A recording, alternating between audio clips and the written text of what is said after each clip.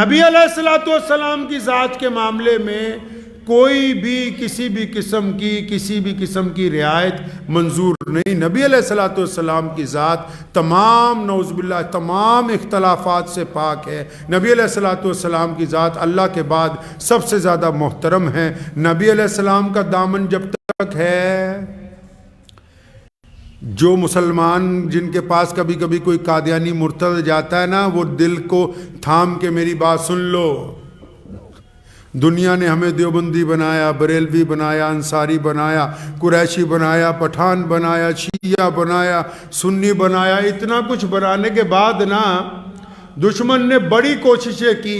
اتنا کچھ بنانے کے بعد وہ ہمارے ہاتھ سے نبی علیہ السلام کا دامن نہیں چھین سکے. آج بھی چاہے وہ قادیانی ہو یا کوئی اور ہوں، اگر وہ کسی مسلمان کو ورگلاتے ہیں نا، ان کو تمہاری دولت سے کوئی مطلب نہیں ہے، تمہارے اقتدار سے حسن نہیں چاہیے. ان کو تو بس اتنا سا مقصد ہے کہ ان کے ہاتھ سے رسول اللہ کا دامن چھوٹ جائے. اور مسلمانوں یاد رکھو، جس کے ہاتھ سے رسول اللہ کا دامن چھوٹ گیا، جس کے ہاتھ سے محمد رسول اللہ کا دین چھوٹ گیا، پھر قیامت آ سکتی ہے، اللہ کی طرف سے کوئی اس کو بچانے والا نہیں آ سکتا ہے.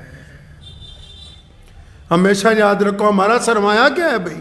ہمارے پاس ہے کیا دنیا میں؟ بتاؤ تو صحیح. ابھی جان نکل جائے سب کچھ یہاں چھٹ جائے گا. ہمارے ساتھ جانا کس نے؟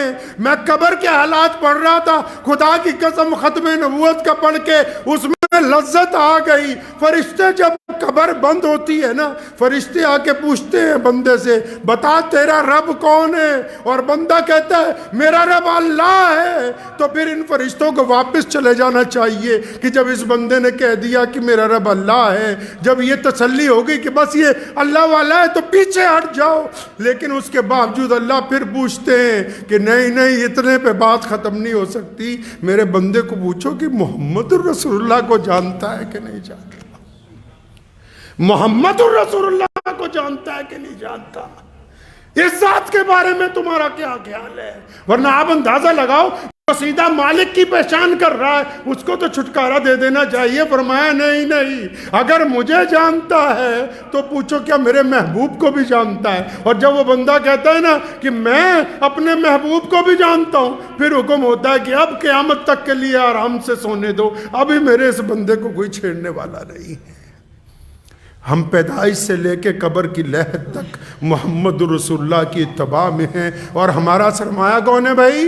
ہمارا سرمایہ ہمارے نبی علیہ الصلوۃ والسلام ہے. ہمارے نبی ہمارا سرمایہ ہے. ہمارے زندگی کا شعور ہمارے نبی علیہ السلام نے عطا فرمایا. اس لیے جب بھی کبھی کوئی دشمن، جب بھی کوئی بندہ یہ گفتگو کرنے کی کوشش کرے کہ نعوذ باللہ حضور صلی اللہ علیہ وسلم کے بعد کوئی نبی ہو سکتا ہے، تو نہیں ہو سکتا. اس گفتگو میں مسلمان کو شامل نہیں ہونا ہے. ایسا کیوں ہے کہ نبی علیہ الصلوۃ والسلام کا یہ دین اتنی سازشوں کے باوجود، اتنی تخریب کاریوں کے باوجود، تاج ختم نبوت صلی اللہ علیہ وسلم کے اندر غدار آ گئے، منافقین آ گئے، اس کے باوجود اسلام ترقی پذیر ہے اور محمد رسول اللہ صلی اللہ علیہ وسلم کا تاج اسی طرح جگمگا رہا ہے، جو ابد سے ہے اور ازل تک رہے گا.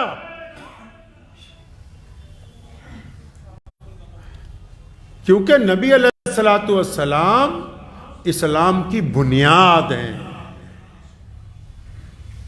بہت سارے لوگ جو مسلمان نہیں ہیں اور بہت سارے لوگ جو مسلمان بھی ہیں، وہ بعض اوقات یہ سمجھتے ہیں کہ مکے میں جو مسجد ہے اس کی وجہ سے اسلام دنیا میں چل رہا ہے، یا بیت اللہ کی طرف ہم لوگ منہ کر کے نماز پڑھتے ہیں اس لیے اسلام دنیا میں چل رہا ہے، یا ہمارے پاس قرآن پاک جیسی مقدس کتاب ہے اس لیے اسلام پوری دنیا میں چل رہا ہے، یا ہمارے پاس لاکھوں مساجد مدارس ہیں اس لیے اسلام پوری دنیا میں چل رہا ہے، یا ہمارے پاس بڑے بڑے مولوی شیخ الحدیث ہیں اس لیے اسلام پوری دنیا میں چل رہا ہے. یہ سب چھوٹی وجوہات ہیں.